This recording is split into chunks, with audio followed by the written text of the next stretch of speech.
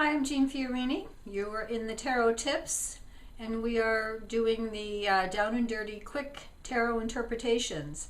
This is the section on the cups. I want to remind you that these are very quick overviews. These are not to be considered the be-all and end-all interpretations for any cards. They're essential little components. They're guidelines for you. Also want to make the note regarding the personality cards that they're not gender specific. They're not age specific. If there's any one part of the tarot that really almost requires a serious book learning, it's the personality cards. So whether you get that through one of my tarot videos or a really good resource book, I really encourage and support you to get a good handle on what's happening with the personality cards. I'm going to speak of them as if they were children and teenagers and men and women, but be reminded that they're more about traits, personality traits. So having said that, let's go check out the cups.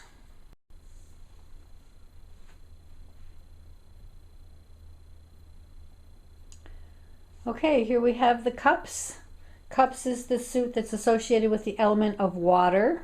And so it has to do with the inner realm, not just emotions, but your connection to your inner life, your unconscious, your dream life, in some sense, your intuition. It is about relationships, but it's also about a lot more than that.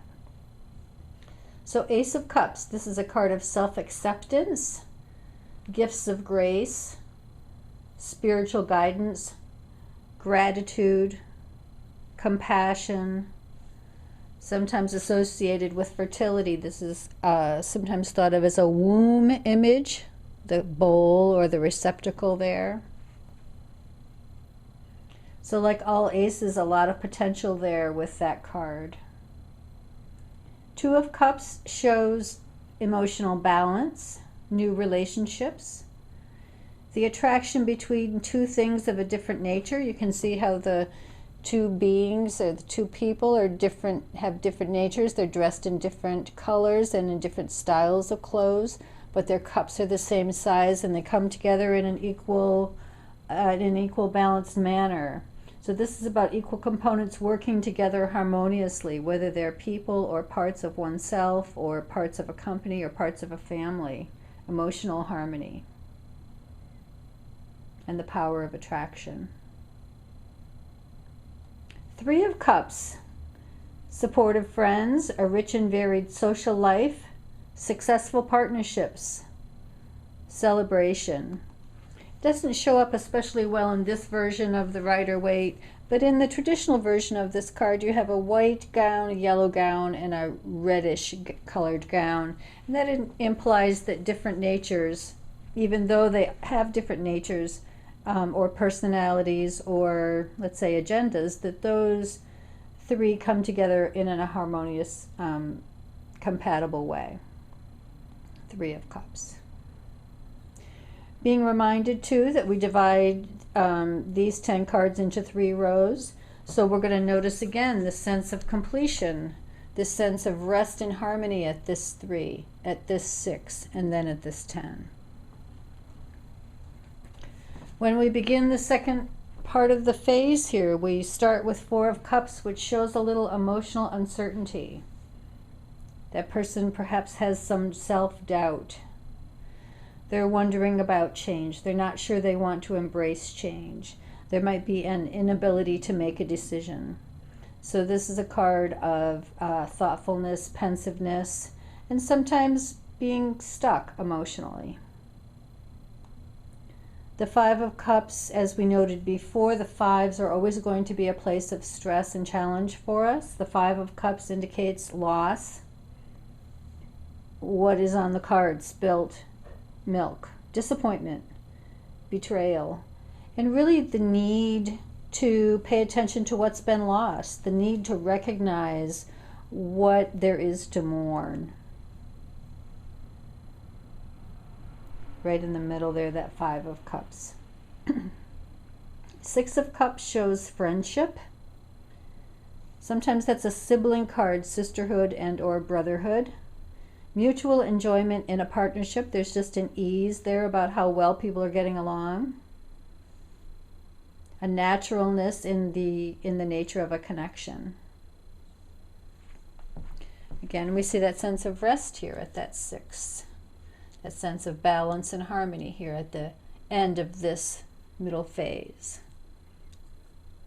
The last phase, we're still working on resolution. We're still trying to find our point of completion.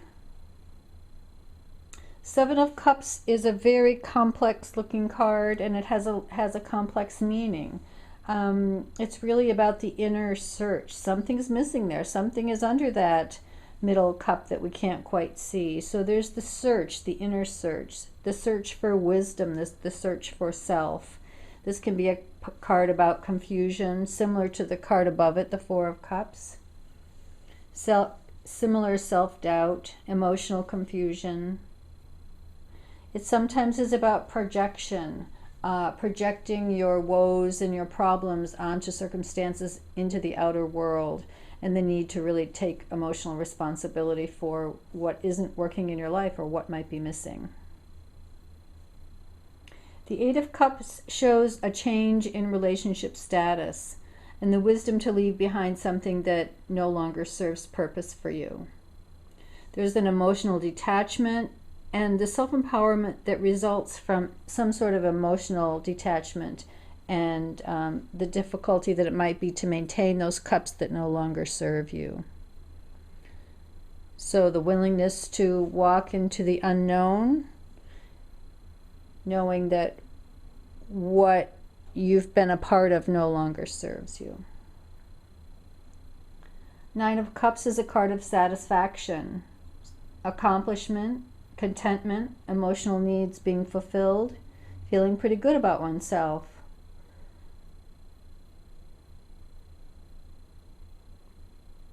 Ten of Cups is one of the marriage cards. This is the marriage of the hearts. A marriage in spirit, you could say. A happy home and family. The continuity of family, wishes granted, and also the responsibilities that come with family life and community life. And so there we see the completion. The 10s are always going to reduce down numerologically. The 1 and the 0 equals the 1. So the 10 of Cups brings us back to the Ace of Cups. And then the cycle begins again in a new way. Let's take a look at the personality cards here.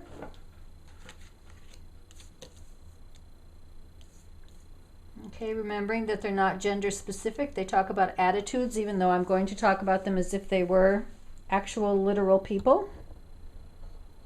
Move things that way a little bit. So the Page of Cups is the sensitive child. This is vulnerability personified. It might indicate that there are stirrings of self-awareness, introspection, personal quiet, and sensitivity there. Emotional sensitivity. Knight of Cups is the dreamer. This is a gentle person with an easygoing nature, wears his heart on his sleeve, soft-spoken and sincere. This knight goes on the quest in whatever direction his heart and soul demands. This is indicated by that winding river in the background. So even though he might be sincere, that is subject to change, and his sincerity might go in another direction on the next day. The Queen of Cups is the feeler. She's emotionally intense. Her emotional wants are equal to her emotional needs. She can be jealous. She's psychic and intuitive.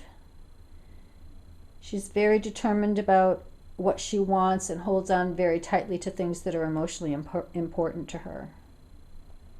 And she can be ruthless if she deems you redundant. The King of Cups is the controller. This is a strong, nurturing force, and he thrives on relationships, even though he can become entangled by them, and that can become frustrating for him. He resists change in the emotional status quo. The kings all like to maintain power, and maintaining power over something as slippery as water is a difficult task. So the controller sometimes has his hands full with trying to manage relationships. So again, in a small nutshell, there are the cups. Next time we will be talking about the swords. Thanks for being here. See you next time.